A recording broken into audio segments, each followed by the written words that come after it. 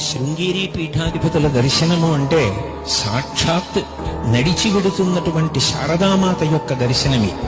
నేను ఈ మాట ఎందుకంటున్నాను అంటే, మీరు శృంగేరి పీఠ పరంపరలో వచ్చినటువంటి మహాత్ముల యొక్క జీవిత చరిత్రలు పరిశీలనం చేస్తే అనేక పర్యాయములు వారికి శారదకు అభేదము ఆవిష్కరింపబడింది.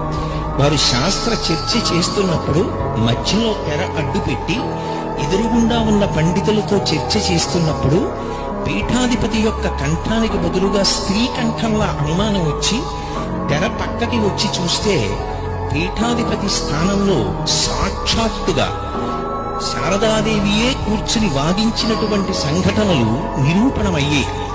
అంతటి గొప్ప అనుష్ఠాన బలం కలిగినటువంటి వారు.